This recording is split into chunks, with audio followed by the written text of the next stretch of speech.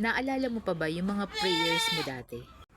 Nung maliit ka pa, nung teenager ka, nung nag-aaral ka, at nung working ka na. Naalala ko lang kasi yung prayers ko dati.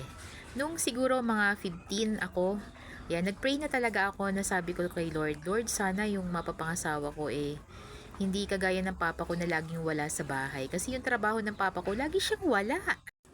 Driver kasi ang papa ko sa Manila, yon malimit ay lingguhan. Pero nung nasa soft drink siya, parang buwan ang inaabot na nawala siya sa bahay. Sayang lang kasi hindi ko nadagdagan. Dapat sinamahan ko ng gwapo, tsaka mayaman. Pero kidding aside, binigay naman talaga ng Panginoon. Kasi yung naging work namin mag-asawa dati sidewalk vendor kami. So lagi kami magkasama sa pagtitinda. Lagi rin magkasama sa bahay. At ngayon na nandito kami sa farm, naku lalo na. Ikaw, pinag-pray mo ba yun? Yung magiging kasama mo habang buhay? Pinag-pray mo ba kung ano yung mga qualities na dapat meron siya?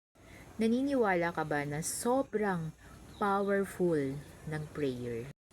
Kaya kung ngayon pa lang, alam mo na pagdating ng araw mag-aasawa ka, aba ipag-pray mo na sana ibigay talaga ni Lord sa'yo yung tamang tao. Hindi yung tao na gusto mo lang.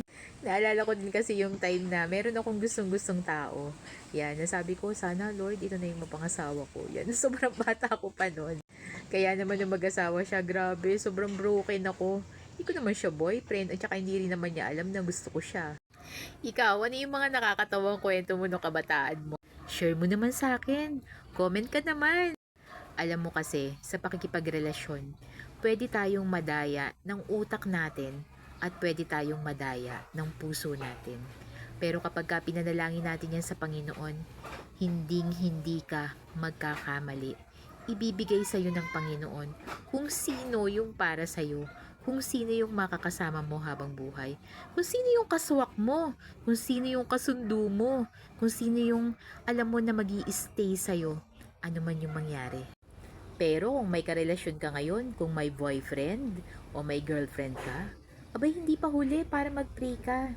Ipag-pray mo kung ano ba talaga yung kalooban ng Panginoon para sa inyo. Kasi di ba sayang naman yung panahon na ini-stay nyo sa isa't isa. Tapos hindi pala kayo. Pero kung nandun yung wisdom ng Panginoon, naku, makikita at makikita nyo kung para talaga kayo sa isa't isa. Minsan kasi, 'di ba, kahit may mga red flag ka nang nakikita, dinadaya ka kasi ng utak mo, dinadaya ka ng puso mo. Pero once you pray, ibibigay ng Panginoon sa iyo ang tamang desisyon at tamang gagawin mo.